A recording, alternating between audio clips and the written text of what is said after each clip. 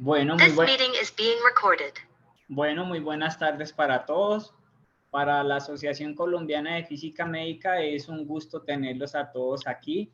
Este es nuestro primer webinar que hacemos el día de hoy y coincide con la celebración del Día de la Medicina Nuclear. Retomando un poco en la historia, determinar la fecha del nacimiento de la especialidad en Colombia parece ser más fácil. Como lo menciona Otero, la primera aplicación terapéutica de isótopos la realizó Mario Gaitán Yaguas en el Instituto Nacional de Cancerología. ¿Quién es él? La fecha exacta ha precisado ahumada el 16 de marzo de 1950, cuando aplicó por vía intraperitoneal la dosis de oro 198 a una mujer de 50 años con ascitis por metástasis. El mismo Ahumada señala la fecha de 28 de julio de 1955 como el nacimiento oficial de la especialidad, cuando Jaime Cortázar administró yodo radiactivo yodo 131 a una paciente para estudio de su función tiroidea en el Instituto Nacional de Cancerología. Por esta razón, la Sociedad Colombiana de Medicina Nuclear designó el 28 de julio como Día de la Medicina Nuclear en Colombia.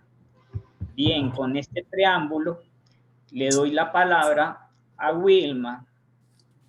Bien, buenas tardes para todos. Muchísimas gracias por su asistencia.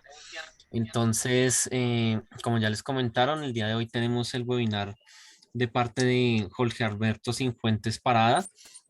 Jorge es licenciado y magíster en física médica con 8 años de experiencia en el campo de protección radiológica.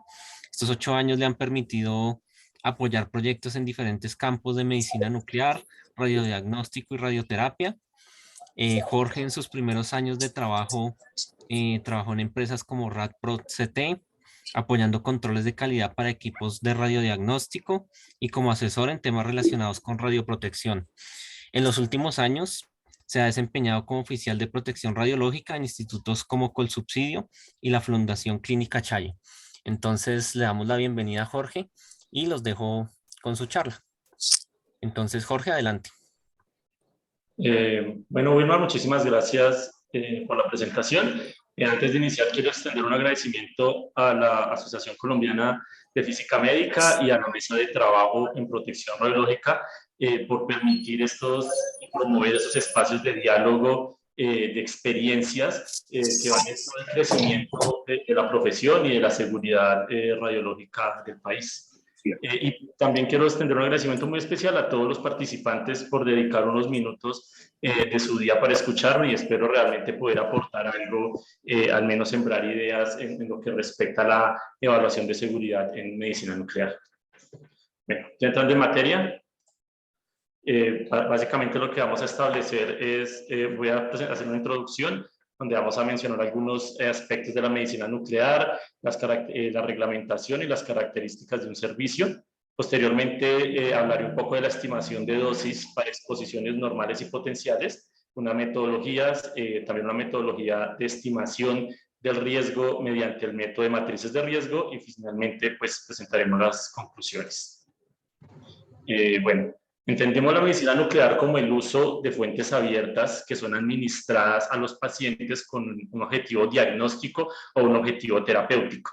Entonces, básicamente lo que tenemos es una práctica médica de uso de radiaciones ionizantes con fuentes radiactivas que tienen la característica de ser fuentes radiactivas abiertas. Evidentemente, en esa complejidad es necesario analizar cuáles son los riesgos que puedan estar presentes por esa posibilidad de las fuentes de interactuar con el medio ambiente, esa necesidad de utilizar radiaciones ionizantes para diagnóstico o terapia, y también conocer cuáles son las condiciones que yo puedo considerar normales en términos de tasa de dosis, es decir, estimar algunos valores de dosis para exposiciones normales y yo poder evaluar si ellas cumplen al menos algunos requerimientos nacionales o internacionales. Esa sería alguna justificación de hacer una evaluación de seguridad en medicina nuclear. Pero adicional a eso, ya dentro de la reglamentación colombiana, la resolución 9874 del 2014, que es la que me establece las condiciones para poder manejar o manipular material radioactivo en Colombia, define que para las instituciones que categoricen como categoría 1, 2, 3 y 4, es de obligatorio cumplimiento la necesidad de desarrollar una evaluación de seguridad. Normalmente los servicios de medicina nuclear clasifican como categoría 4, eventualmente pueden llegar a ser 3 o 2 en función de la complejidad de su radiofarmacia, pero en todo caso se requeriría una evaluación de seguridad. Quiero leer el texto de la resolución, donde explica que el objetivo de la evaluación de seguridad es determinar en qué formas podrían producirse exposiciones normales y exposiciones potenciales, teniendo en cuenta los efectos de los sucesos externos a las fuentes, así como los sucesos que afecten directamente a las fuentes o al equipo conexo. Y resalto las palabras normales y potenciales porque no es solo hacer una matriz de riesgo, es definir también bajo qué parámetros yo voy a considerar que la práctica es normal y bajo qué parámetros ya puedo considerar exposiciones potenciales y eventualmente requiere una intervención protectora o reparadora. Entonces, el primer paso para poder hacer una evaluación de seguridad es entender que una evaluación de seguridad no es un documento genérico, sino que es individual y particular de cada servicio. Por lo tanto, la primera recomendación es conocer el servicio que yo tengo. ¿Cuál es la complejidad de dicho servicio? Me refiero a la complejidad de la radiofarmacia, por ejemplo. Si es de alta complejidad, mediana o baja complejidad, en función de si producimos el isótopo, si eluimos o si simplemente recepcionamos y distribuimos. ¿Cuál es la categoría también de mi servicio de medicina nuclear? 1, 2, 3 y 4. ¿Cuáles son los requerimientos? Conocer cuáles son las fuentes radiactivas que yo voy a utilizar. Para el diagnóstico se va a utilizar tecnesio 99 metastable, flúor 18, galio 67, galio 68. Si para terapia voy a utilizar yo 131, lutecio, radio 223. Entender cuáles son las ventajas y desventajas de las instalaciones que yo tengo en términos de espacios, en términos de rutas de pacientes, de rutas de fuentes, de rutas de residuos. Definir cuáles son los procedimientos que voy a realizar, identificarlos. Por ejemplo, si comparamos tal vez el servicio de medicina nuclear del Instituto Nacional de Cancerología con el de la Fundación Clínica Chayo, a pesar de que es medicina nuclear, puede que tengamos objetivos diferentes. Nosotros queremos priorizar la obtención de imágenes para patologías cardíacas y tal vez en el INSS se pretenda priorizar más la obtención de imágenes para diagnóstico de neoplasias. Entonces, entender eso es fundamental, como definir las cantidades de pacientes, la carga de trabajo, el recurso humano, cuántos físicos médicos cuento, con cuántos tecnólogos de manejo de fuentes abiertas, cuántos químicos farmacéuticos para radiofarmacias de mediana o alta complejidad, cuántos jefes de enfermería, auxiliares de enfermería. Eso me permite dar garantía de la idoneidad del cargo, disminuir entre más idóneo, pues sean las personas, menos riesgo tengo de equivocaciones, pero también entre más personal tenga, puedo tener menor probabilidad de que hayan errores por estrés. Entender cuál es el inventario de equipos que tengo, si cuento con 2 activímetros y por lo tanto puedo tener respaldo de uno cuando el otro pueda fallar, si puedo contar con 2 gamacámaras, y conocer cuáles las condiciones de mi sistema de manejo de residuos, si cuento con un sistema de vertidos o si puedo dar cumplimiento a la liberación de los residuos con las tasas que están establecidas. Todo eso es importantísimo como insumo para elaborar la evaluación de seguridad. Posterior a eso voy a definir unas etapas. Entonces, Domenico propone en su publicación en la cual él defiende que las matrices de riesgo utilizadas en radioterapia pueden ser utilizadas en medicina nuclear, y él propone unas etapas: diseño de la instalación, aceptación y puesta en marcha de los equipos, control de calidad de mantenimiento, prescripción de los estudios y las terapias, recepción de material radioactivo, verificación y control de calidad del radiofármaco, administración del radiofármaco, adquisición de las imágenes, bien sea en un PET-CT, en un SPET, en un SPET-CT, procesamiento de imágenes de estudio, archivo y entrega de resultados y toda la gestión de residuos. Obviamente aquí me faltan algunas etapas. Por ejemplo, si tengo el ciclotrón, tal vez la obtención del radioisótopo sería una etapa que falte mencionar. Aquí yo menciono las que Domenico propone inicialmente en su documento. Estas etapas van a estar involucradas, a cada una de las etapas se va a involucrar una serie de procedimientos. Un manual de procedimientos me va a definir qué es lo que voy a hacer en cada una de esas etapas. Y eso es lo primero que quiero resaltar. Y es que una evaluación de seguridad no tiene sentido si no está asociada a un manual de procedimientos y si no procuramos darle cumplimiento a ese manual de procedimientos posteriormente.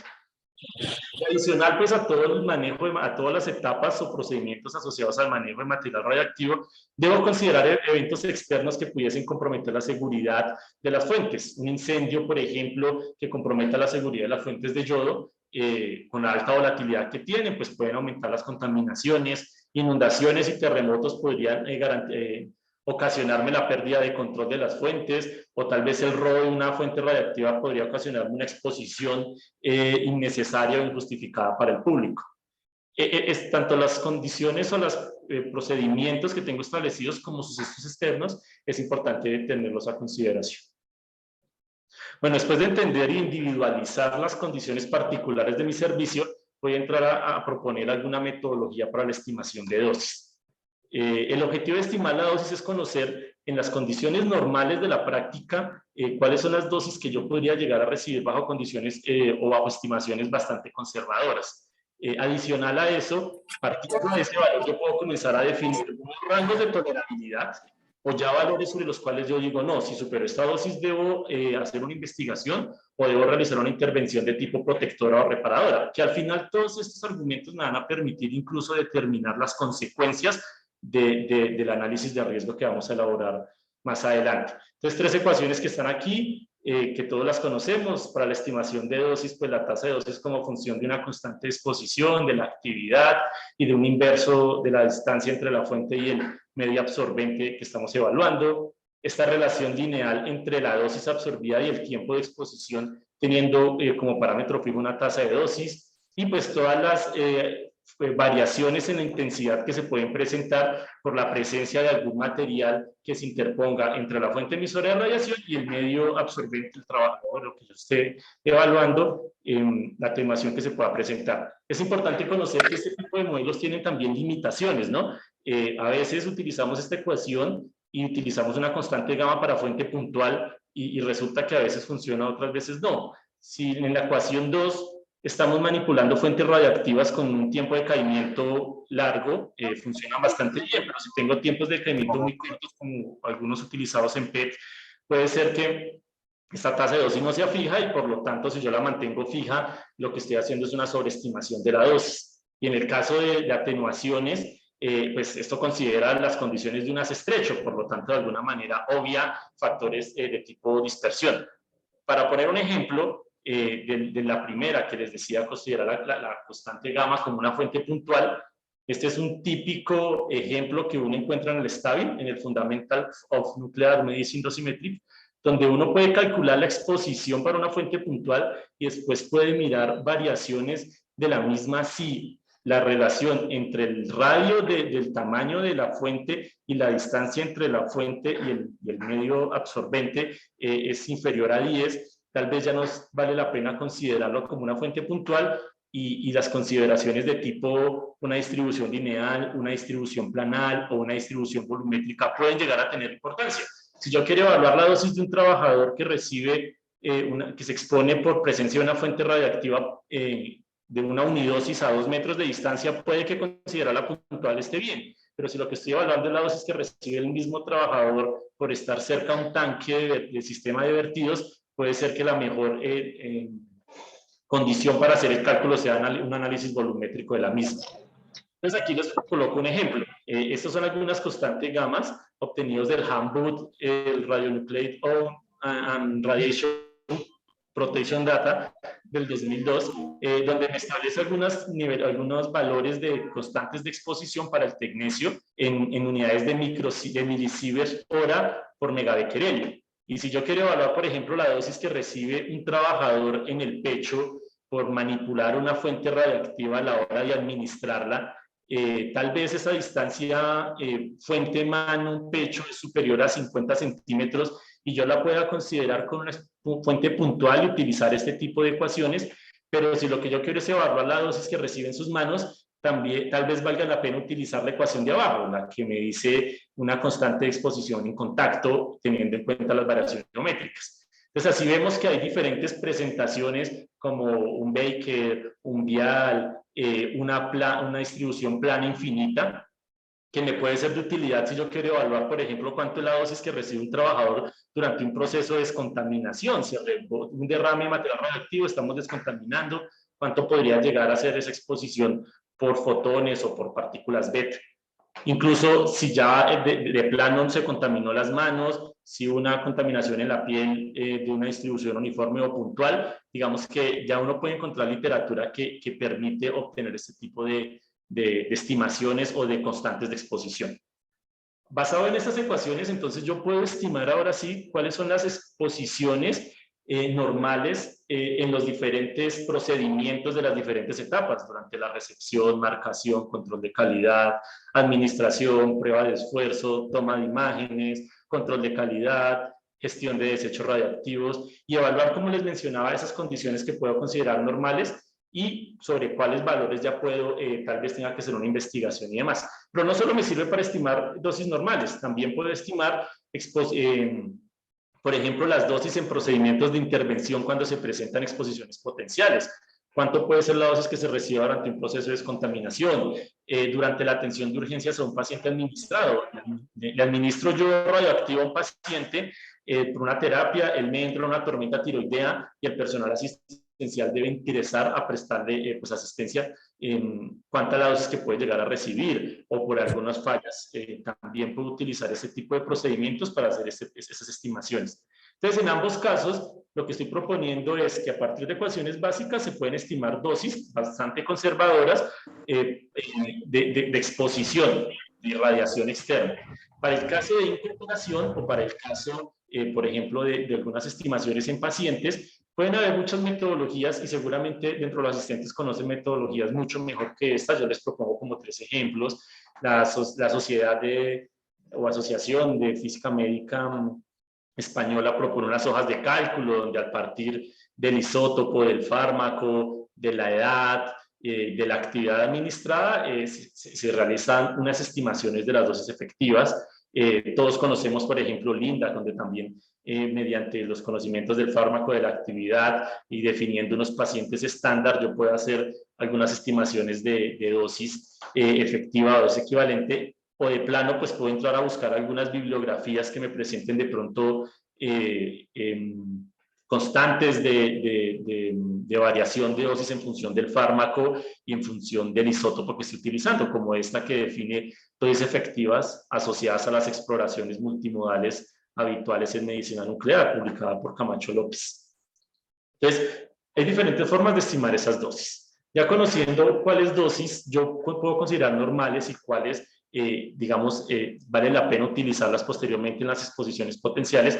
Ahora sí voy a entrar a hablar de la estimación de riesgo, que era como tal el objetivo de esta charla, pero quería partir de que debo tener todo un insumo de conceptos y un insumo de cálculos antes de realmente llegar a aplicar una estimación de riesgo mediante el método de matriz de riesgo.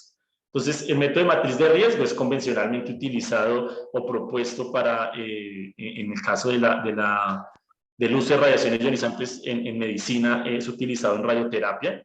Sin embargo, Doménico es de uno de los que más ha presionado o ha enfatizado en que podemos utilizarlo también en medicina nuclear y que esta metodología es viable. Básicamente es un análisis cualitativo donde hay un producto entre 3 variables, que es la probabilidad, la frecuencia y la consecuencia. El objetivo de esta evaluación me va a dar una ponderación de riesgo para un determinado suceso iniciador y sobre él yo voy a evaluar criterios de aceptabilidad del mismo. En general, la metodología que se utiliza es la definición de un primer cribado. Un primer cribado es un análisis inicial bastante conservador en el sentido de que de alguna manera puede sobreestimar el riesgo. Y yo analizo mi servicio de medicina nuclear en un primer cribado y si este primer cribado con condiciones conservadoras de riesgo me da los criterios de aceptabilidad, puedo quedarme tranquilo. Pero si de pronto por haber hecho una sobreestimación del riesgo, de pronto algunas de los resultados me dan inaceptables, yo entro a hacer un segundo cribado donde ya comienzo a ponderar el detalle por ejemplo, la robustez de los reductores de frecuencia, de las barreras, de los reductores de consecuencia, un poco más aterrizado a mi servicio para dar cumplimiento de pronto a algunos análisis. Entonces, esa va a ser la metodología. Primero vamos a hablar de cómo se hace el primer cribado y después qué tiene importancia el segundo cribado. Entonces, lo primero que vamos a hacer es definir un suceso iniciador. Ya habíamos construido unas etapas, a esas etapas vienen asociadas unos procedimientos, pero esos procedimientos pueden fallar. Pueden fallar los equipos, pueden fallar los seres humanos o pueden presentarse eventos externos y si no funcionan las barreras se puede generar una exposición accidental, una exposición potencial. Entonces definimos ese iniciador como todo fallo en equipo, error humano o evento externo que puede llevar a una exposición accidental si fallan las medidas para prevenirlo. Yo les voy a poner un ejemplo y es que se administra a un paciente de perfusión miocárdica con estrés farmacológico el cual no se encuentre con la debida preparación. Es decir, él no deben tomar café, pero el paciente tomó café. Y le administramos porque, digamos, fallaron todas las barreras de seguridad.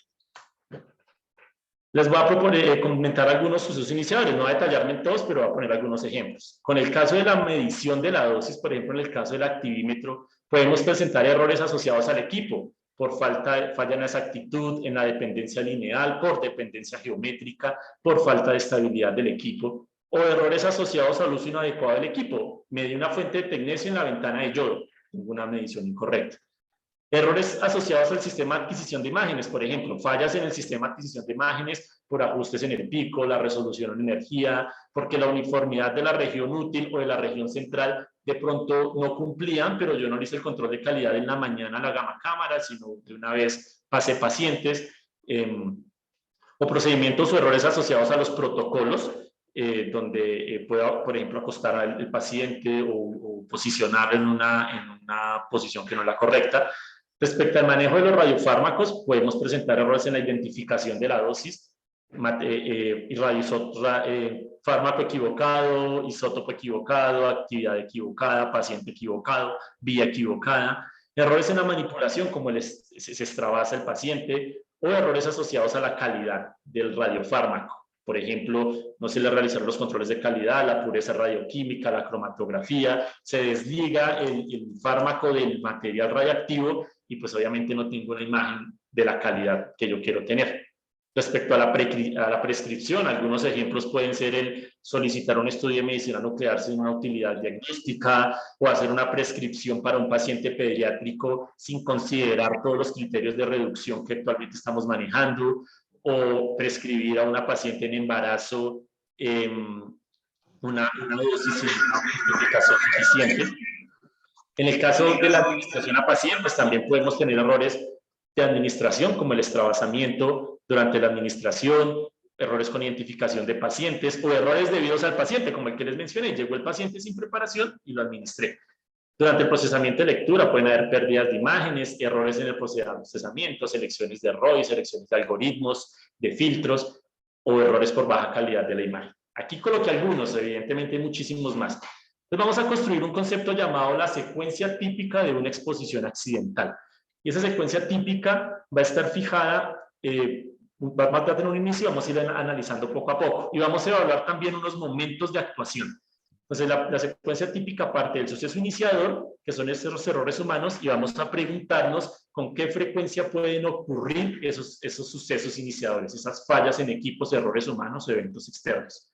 Para poder respondernos a esa frecuencia, que va a ser nuestra primer variable en la ecuación, nos apoyamos un poco en el TEC-DOC 1685, que es el de radioterapia, y él propone, por lo menos dentro del primer cribado, evaluar la frecuencia a partir de una cuantificación del número de veces en que se puede presentar ese suceso iniciador.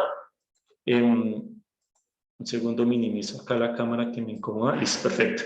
Entonces, si puede ser una frecuencia alta, una frecuencia media asociada a si se puede ocurrir frecuentemente, ocasionalmente, o baja, si es poco usual, y muy baja, tal vez incluso se puede considerar que nunca haya ocurrido, pero yo quiero tener a consideración eso dentro de mi evaluación de seguridad. Y hay unas tablas que proponen o aconsejan algunos parámetros para establecer si sucede una sobre cada 10 veces, entre 100, entre unas sobre cada 1000 veces a una sobre cada 10 veces, puede ser frecuencias altas, medias, bajas o muy bajas. Por ejemplo, para la determinación de fallos en equipos, tengo una cantidad importante de pacientes administrados y la gama cámara falló, no funcionó. El documento propone utilizar este tipo de ecuaciones, 2n más 1 sobre 2t, para estimar la frecuencia. Entonces, supongamos, no sé, que la gamma cámara me falle una vez al año con pacientes administrados.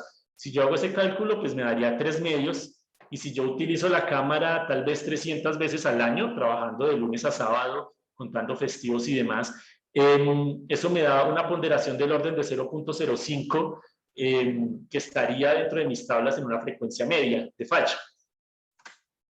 Unas fallas entonces se deben a fallas en equipos, las otras, como lo mencionábamos, se deben a errores humanos. ¿Cómo sugiere el TECDOC 1685 para hacer esta estimación de las fallas por errores humanos?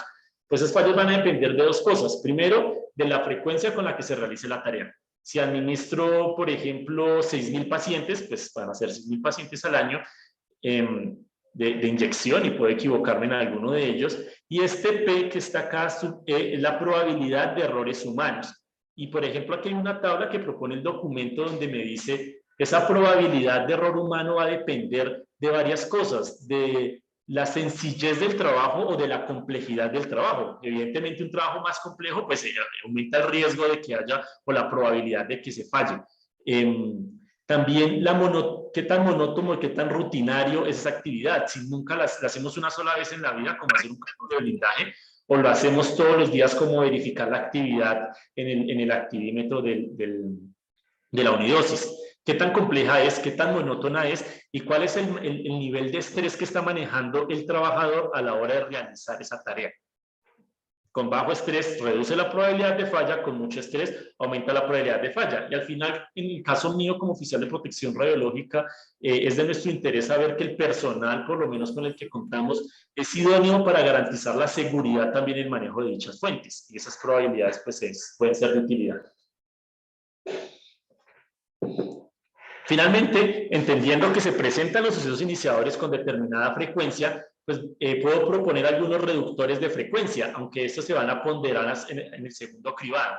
Por ejemplo, capacitar a los trabajadores, hacer una evaluación técnica de los proveedores, una carga de trabajo moderada, programar mantenimientos, definir señales y rutas.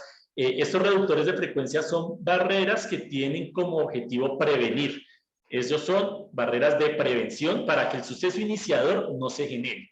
Por ejemplo, aquí en la Fundación Clínica Chayo, para evitar que los pacientes me lleguen sin preparación, un reductor de frecuencia que definimos en pandemia fue una de las bacteriólogas, que son tecnólogas de manejo de fuentes abiertas y bacteriólogas, el día anterior llama a cada uno de los pacientes que están citados al siguiente día y les confirma su preparación. No es lo mismo que te llame alguien de call center a que te llame un profesional que trabaja todos los días y que entiende las dinámicas del proceso, te asesora sobre el medicamento para que no tomes una pasta para el dolor de cabeza con cafeína, para que no consumas té, y incluso porque pueden haber problemas, por ejemplo, broncoespasmos, y entonces ya sé que el paciente no puedo darle un dipiridamol, sino tengo que darle una duotamina como vasodilatador. Ese tipo de cosas me disminuye la frecuencia de que lleguen pacientes sin preparación. Volvamos a la secuencia típica de exposición y ya respondimos que calculamos con qué frecuencia puede ocurrir y definimos nuestro primer momento de actuación, que es la creación o la proposición de reductores de frecuencia, que a pesar de que no van a estar considerados en el primer cribado, sí van a ser trascendentales dentro de la evaluación de seguridad. Pero supongamos que igual se presentó el suceso iniciador, igual me llegó mi paciente sin prepararse, que igual sucede. Yo les preguntaba a mis bacteriólogas si más o menos 1 o 2 por semana me llegan igual sin prepararse. Entonces, bueno, el reductor de frecuencia ha sido muy útil, pero sigue presentándose el evento. Y aparecen entonces las barreras de seguridad. Las barreras de seguridad tienen como objetivo evitar que ese suceso iniciador, ese paciente que llegó sin preparación, termine siendo administrado. Ese ladrón que entró a robarse la fuente radiactiva termina robándose la fuente. Esa equivocación del paciente termina ocasionando que administre al paciente que no es.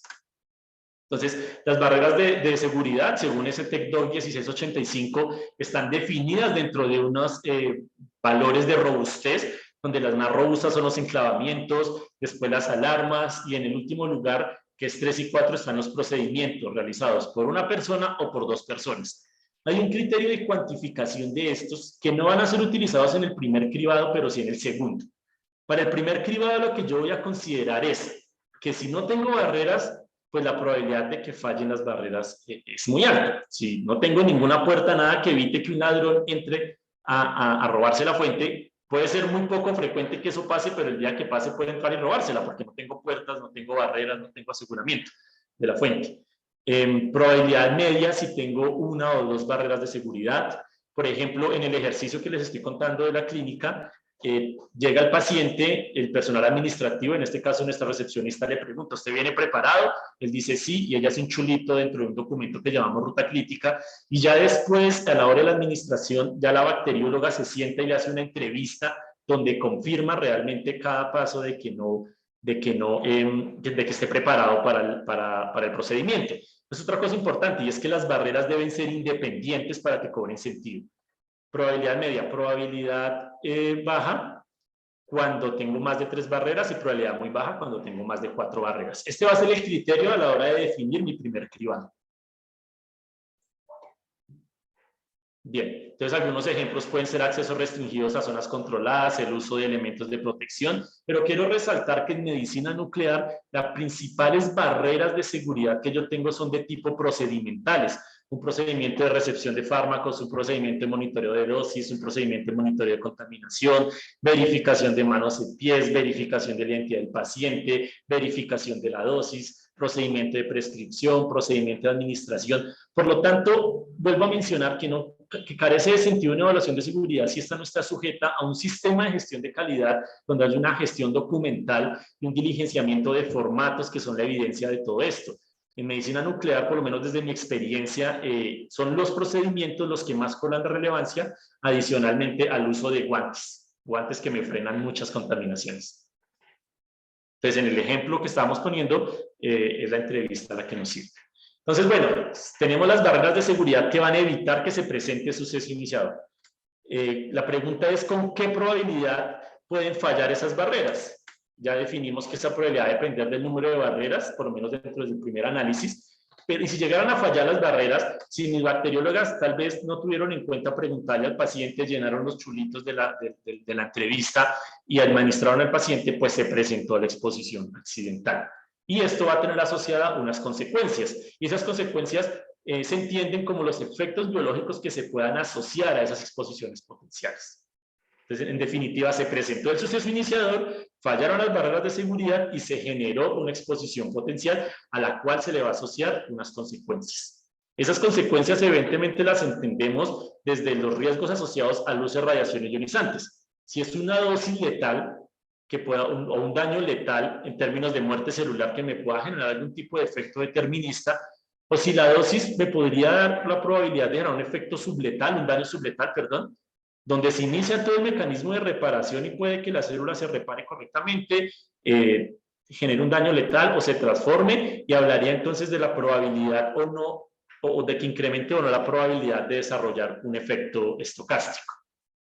Entonces se va uno al documento, al TEC-DOC 1685, y él propone una manera de cuantificar las consecuencias. Primero en pacientes, donde dice que consecuencias muy altas pueden ser asociadas a muerte o daño de varios pacientes, consecuencias altas pueden ser a muerte o daño de un paciente, consecuencias medias asociadas si se pone en riesgo la vida del paciente, o consecuencias bajas si se afectan las barreras de seguridad.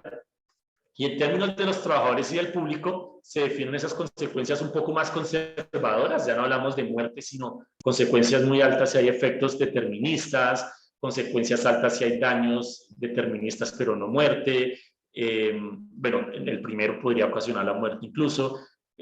Consecuencias medias pueden ser valores que superan los límites establecidos por el regulador, y consecuencias muy bajas puede ser que no se asocie un efecto, pero hubieron degradaciones en las barreras de seguridad. Entonces nosotros podemos tomar en medicina nuclear estas construcciones que fue las que se elaboraron para radioterapia. De hecho está referenciada a 1685. Sin embargo, por ejemplo, hay un trabajo que hizo Natalie Barbosa con el Instituto Nacional, que fue esta tabla, toda la gente que trabaja allá, donde de alguna manera hizo una comparación entre cuáles son las consecuencias descritas en CEBRA asociadas a radioterapia y cómo se podrían tal vez reanalizar o reevaluar o readaptar a los efectos reales en medicina nuclear. Y ellas de alguna manera terminan, bueno, ellas y ellos terminan concluyendo que muchas de estas análisis de consecuencias pueden ser, digamos, reanalizadas, como que en medicina nuclear no se puede considerar que haya consecuencias, por lo menos dentro del procedimiento que ellos evaluaron, altas, asociadas a muertes o daños limitantes en varios pacientes, y así hubo una reestimación. Entonces, una anécdota también es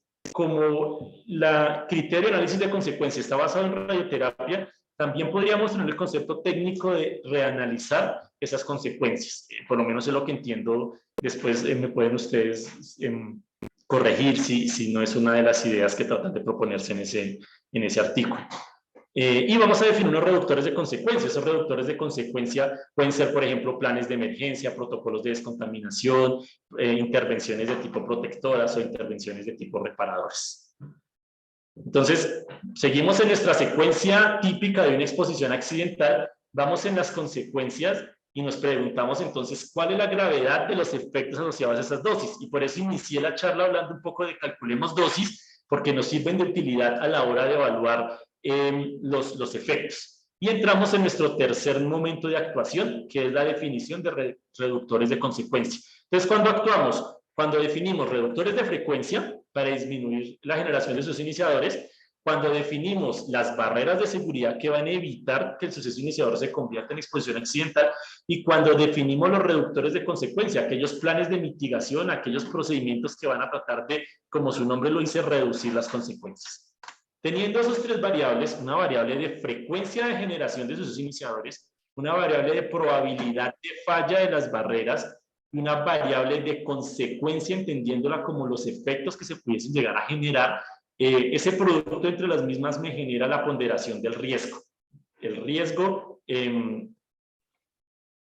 digamos que existen unas matrices, al menos desde el primer cribado, que me permiten a partir de la evaluación de las frecuencias, considerando solo el número de veces que se presenta sin tener en cuenta la robustez de los reductores de frecuencia. La probabilidad de falla teniendo en cuenta la cantidad de barreras, pero no la robustez de las mismas. Y la consecuencia que se presenta. En función de los tres, entonces obtengo el riesgo, que puede ser muy alto, puede ser un riesgo alto, riesgo medio o riesgo bajo. De hecho, no es un riesgo muy alto, sino posiblemente muy alto, posiblemente alto, medio o bajo. Y entramos a evaluar entonces los criterios de aceptabilidad. Seguramente un riesgo muy alto pues es una práctica inaceptable, se requiere paralizar la práctica. En riesgos altos se consideran normalmente prácticas inaceptables y requiere también medidas inmediatas, y lo que puede ser tolerable o despreciable son aquellos procedimientos que miden entre riesgos medios y riesgos bajos. En el caso de riesgos medios se recomienda introducirse de pronto mejoras que reduzcan esos riesgos. Entonces, este es un ejemplo del servicio de medicina nuclear. Evaluamos 75 sucesos iniciadores, creo que fueron, algunos asociados a trabajadores, otros a públicos, otros a pacientes, y los 4 sucesos externos que mencioné. Y una ponderación del riesgo, un 45% me dio riesgo bajo, un 53% me dio riesgo medio y un 2% me dio riesgo alto. Entonces el TEC 1685 lo que me sugiere es aquellos sucesos iniciadores que le haya dado un riesgo alto, o aquellos que le haya dado un riesgo medio con consecuencias altas, vale la pena hacerle una reevaluación mediante un segundo cribado. Entonces vamos a hablar del segundo cribado. El segundo cribado, o la metodología para desarrollar el segundo cribado, es plantearnos básicamente 4 preguntas. La primera pregunta va a ser, ¿qué tan robustas son las barreras que yo definí? Recordemos que habíamos definido una serie de barreras, la mayoría son procedimientos en medicina nuclear, y que ellas tienen una robustez, que son más robustas las alarmas, las barreras físicas que de pronto los procedimientos, pero pues se pueden cuantificar. Y básicamente lo que me propone el documento es que si yo tengo probabilidad media para un suceso iniciador, pero el producto de las barreras me da superior a 32 puntos, esa probabilidad media se puede clasificar o bajar a probabilidad baja. Y si incluso esa ponderación me da mayor a 64 puntos, yo puedo pasar de probabilidad media a probabilidad muy baja.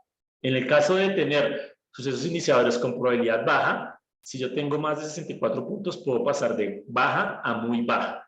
Esto es importante porque normalmente en el segundo cribado uno evalúa la robustez de sus barreras, tiene en cuenta ya no solo la cantidad, sino la robustez, redefine, recalcula el riesgo, y casi siempre con eso se logra dar los criterios de aceptabilidad. En caso de que no sea posible, entramos a hacernos la segunda pregunta, y es, ¿qué tan robustos son los reductores de frecuencia y los reductores de consecuencia? Referente a los reductores de frecuencia, lo que se define es que para sucesos iniciadores con frecuencias altas, medias o bajas, si para esos sucesos iniciadores yo le tengo definido 3 reductores de frecuencia, por ejemplo, en el caso del paciente que llega sin preparación, si yo definiera que lo va a llamar el call center, que lo va a llamar la secretaria y lo va a llamar la bacterióloga, tal vez puedan ser 3 reductores de frecuencia y eso me permita pasar, reclasificar esa frecuencia a un nivel inferior. En el caso de los reductores de consecuencia, no es tan fácil como poner una ponderación de peso, una ponderación de robustez del reductor. El documento sugiere que cobran relevancia para consecuencias altas y consecuencias muy altas, que no importa el número de reductores de consecuencia, no es una cuantificación tan sencilla como la hacíamos en las barreras. En el caso del reductor de consecuencia, como es algo que se va a aplicar después de haberse generado la exposición potencial, un plan de descontaminación, una intervención protectora, una intervención reparadora, tal vez lo que debo hacer es un análisis donde garantizo que esa intervención realmente me va a generar una disminución en los efectos individuales o locales y por lo tanto yo puedo reconsiderar esa consecuencia. Yo lo entiendo, espero también el concepto de ustedes, pero esto se puede hacer un poco más a mano de toda la metodología tan digamos, lógica que hemos desarrollado. Aquí se requiere un análisis más profundo. Después de esa intervención, ¿cuánto bajé la dosis? Y entonces podría yo reevaluar esa consecuencia. Es como la pregunta. Normalmente cuando llegamos a los reductores de consecuencia, ya es como la última medida que hacemos. Si ya definitivamente después de reevaluar mis barreras, mis reductores de frecuencia y mis reductores de consecuencia no logro dar los cumplimientos a los criterios de aceptabilidad, pues la siguiente pregunta sería, ¿es posible introducir nuevas barreras o reductores de frecuencia o consecuencia? Que es bastante obvio, con lo que tenía no me funcionó los criterios de aceptabilidad, entonces diseñemos unas nuevas barreras, agreguemos otra puerta de seguridad, agreguemos otro procedimiento, coloquemos más alarmas y volvamos a hacer nuevamente toda la evaluación con las nuevas barreras que introduje. Si ya definitivamente después de colocar esas barreras, esos reductores de frecuencia y reductores de consecuencia, tampoco se logra los objetivos que yo quiero, la cuarta pregunta sería, ¿qué medidas debo proponer para disminuir globalmente el riesgo? Ya no de un suceso iniciador en particular, sino a manera global. Por ejemplo, no sé qué tan probable sea, pero que haga un análisis en un servicio de medicina nuclear y no me pase los criterios de aceptabilidad después de hacer todos los análisis, pasar el punto 1, 2, 3, llego al 4 y tampoco me pasa. Lo que yo intentaría comenzar a verificar es, bueno, entonces utilicemos menos material radiactivo.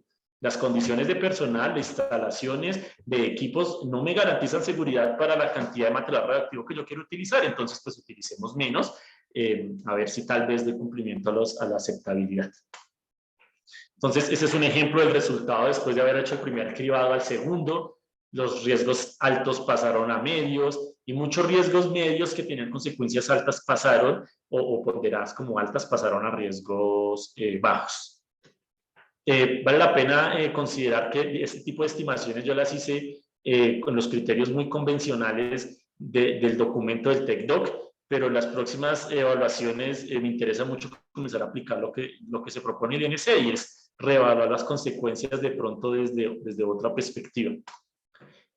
Listo, ya para concluir, digamos, lo que he aprendido en los últimos 3 años ya como oficial de protección lógica en la Clínica Chayo, es que la evaluación de seguridad carece de todo sentido si esta no está ligada directamente a un sistema de gestión de calidad, donde yo evalúo tanto los controles de calidad de los equipos como toda la garantía de calidad del proceso, como todo el sistema de gestión de calidad, un sistema documental, un diligenciamiento de los registros de manera juiciosa y disciplinada, un programa de capacitación que dé conciencia a los trabajadores de que no debo llenar planas, sino hacer la verificación de la recepción de bultos, hacer la verificación de la contaminación de manos, hacer la entrevista de los pacientes, y eso va a ir acompañado con un sistema constante de auditorías.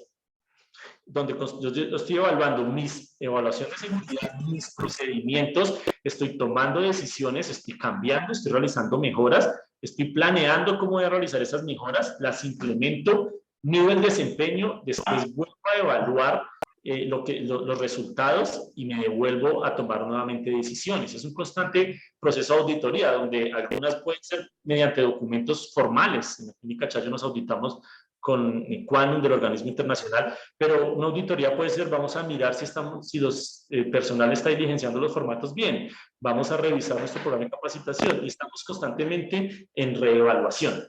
Entonces, las conclusiones, primero, pues la experiencia ha demostrado que el uso de fuentes radiactivas en medicina nuclear involucra un riesgo, el cual debe cuantificarse y o cualificarse en una evaluación de seguridad. Que la metodología de matrices de riesgo se caracteriza por ser sistemática, estructurada y relativamente sencilla, y que las barreras las barreras tipo procedimental, tipo 3 o 4 en medicina nuclear, cobran relevancia en un procedimiento de medicina nuclear. Por lo tanto, se recomienda que estén incrustadas en un sistema de gestión de calidad que sea bastante robusto. Bueno, referencias y ya. Muchísimas gracias por su tiempo.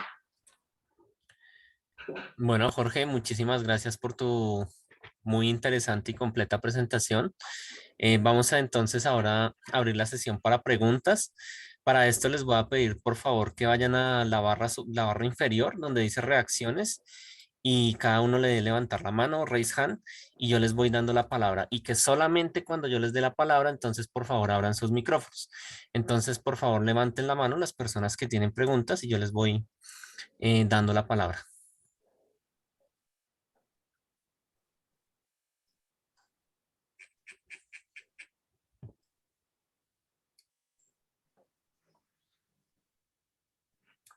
Listo, Natalie, adelante. Jorge, muchas gracias por la charla, realmente siento que fue muy completa. Te quería preguntar desde tu experiencia, ¿qué es lo más difícil que has encontrado al implementar, pues, uno, al hacer la evaluación y dos, al implementar sus hallazgos? Ok, muchas gracias. Pues bueno,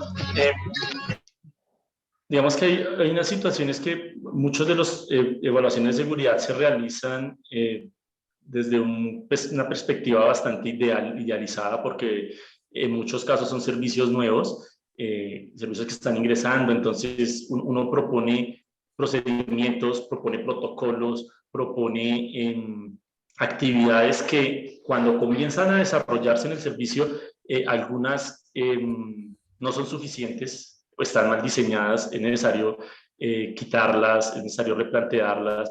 Y lo que he encontrado más difícil es tal vez buscar la manera puede ser un problema de entendimiento, de cómo yo logro coordinar con mis entes reguladores esa idea de que a pesar de que usted me autorizó con determinadas condiciones, resulta que después de la segunda o la tercera evaluación, yo descubrí que estos procedimientos que proponía eran inútiles en términos de riesgo, y cómo lo suspendo sin que eso me implique tal vez hacer una reevaluación en términos legales de la autorización que obtuve. Digamos que mi experiencia en muchos servicios es auditemos, revisemos, pero no modifiquemos el manual porque es que el servicio nos pone problema. No modifiquemos, no aumentemos el personal, no quitemos este equipo porque el servicio nos pone problema. Es un miedo, no sé si puede ser una falla de entendimiento general, pero eso ha sido lo más difícil, la implementación de los mismos debido a que nos paramos en el punto de nos dieron esta autorización y esto es ley, y lo demás cambia las condiciones de seguridad del servicio, y muchas veces pueden ser o sustentadas o en pro de una mejora. Gracias. Bien, bueno. Andrés, adelante. Ok, ¿me escuchan? Sí, señor, te escuchamos. Bueno, primero que todo un saludo a Jorge y a todos los que estamos asistiendo a esta muy interesante charla. Tengo una duda. Jorge, ¿usted considera que en una evaluación de seguridad se deba considerar el público y a las posibles consecuencias que puedan tener en una exposición no prevista. Por ejemplo, en una instalación en donde se produzca o en donde se administre material radioactivo podemos tener alguna falla, un imprevisto y se requiera la visita de algún profesional externo a la instalación, como un ingeniero. Y lo que yo veo es que en los eventos iniciadores, pues algunos que nos mostró y de los que he tenido la posibilidad de estudiar, no se contempla ese tipo de personas. Entonces, desde su experiencia, ¿usted cree que sí es meritorio incluir una persona externa a la instalación, externa a su grupo de trabajadores en la evaluación? Ok, Andrés, muchas gracias por la pregunta. Yo considero que sí, de hecho, no sé si en el ejemplo que yo puse, creo que en la fundación hice la estimación para público también, pero es cierto, normalmente, así es, muy pocos, pero sí, normalmente no se consideran en primera medida, por lo menos en radioterapia, pero yo siento que en medicina nuclear, por ser manejo de fuentes abiertas, por yo tener un paciente que salga a exponerse, por tener un traslado de fuentes abiertas, por tener un ciclotrón generando material radioactivo, valdría la pena evaluar algunos sucesos donde yo pudiese comprometer Me al público. invitaron por Facebook. Entonces, en primera medida, la respuesta yo consideraría que definitivamente sí es necesario hacer una evaluación de seguridad. Puede ser aprendiendo un poco de lo que he visto que han desarrollado otros colegas. Posteriormente uno hace una segunda evaluación y termina tal vez eliminando muchos sucesos iniciadores que resulta que fueron irrelevantes. Pero si es una instalación nueva, yo pienso que valdría la pena siempre considerar también cómo puede afectar al público debido al uso de fuentes radiactivas abiertas. No sé si esta era toda la pregunta o se me olvidó parte de la pregunta. No, entendido. Sí, esa era la pregunta. Ok, gracias. Bien, vamos entonces ahora a darle la palabra a Mauricio. Mauricio, adelante. Muchas gracias, Jorge, por la presentación. Quisiera aportar al comentario, bueno, a la pregunta anterior que eh, parece a veces como algunos casos que parecen de forma imposible que puedan afectar al público, pero quiero compartir una experiencia en un servicio de medicina nuclear que fue el siguiente caso. La paciente la remitieron del hospital y era la paciente equivocada y pues ella iba a hacerse un examen ahí en el servicio y bueno, hasta se llama Leopoldina. Y entonces era la paciente equivocada en principio. Entonces la remitieron de forma equivocada desde el hospital y pasó, o sea, todas las barreras de seguridad eh, y pues al final se le administró material radioactivo a la señora, eh, pero ella es una persona del público, en realidad, porque para ella no estaba prescrito el examen, por ejemplo. Entonces, en los casos más improbables que uno pues, se puede imaginar como ese que les acabo de comentar, entonces hay necesidad, digamos, de pensar pues en el público. En ese caso, pues nos condujo pues a reevaluar, oiga, pero digamos, el error en la administración hasta puede, digamos, suceder con el público en un caso muy improbable, pero sucedió. Entonces quería simplemente compartir esa experiencia y muchas gracias Jorge por la presentación. Muchas gracias. Muchas gracias, Mauricio, por tu pregunta. Vamos a dar paso a la última pregunta. Para los demás les voy a pedir que, pues si tienen preguntas, ahí está el contacto de Jorge, entonces para que se las hagan llegar al correo. Entonces vamos a dar paso a la última pregunta, que va a ser la de Ángela. Así que Ángela, adelante.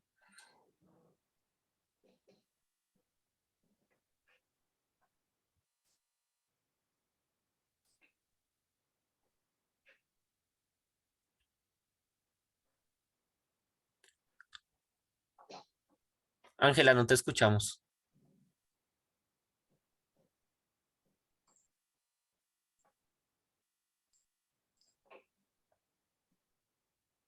Bueno, yo, en vista de que no se escucha la pregunta y de que ya el tiempo se nos está agotando.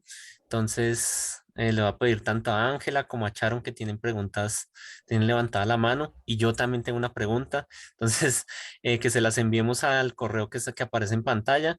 A todos, muchísimas gracias por esa masiva asistencia que tuvo este webinar, y nos vemos en la próxima ocasión. Con esto cerramos entonces la sesión. Muchísimas gracias a todos. Muchísimas gracias. Bueno, muchísimas gracias a todos ustedes. De la asociación nuevamente nos da mucho gusto la acogida que tuvimos el día de hoy. Próximamente tendremos mediante nuestros medios masivos de comunicación el próximo webinar. Este va a ser montado próximamente a YouTube. Va y y les límpiala con un...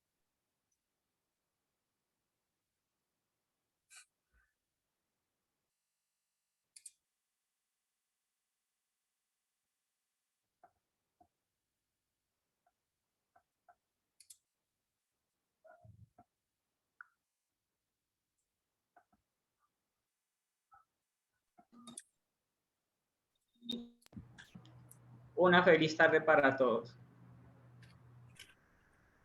Gracias, feliz tarde. Muchas gracias. Gracias, hasta luego. Gracias.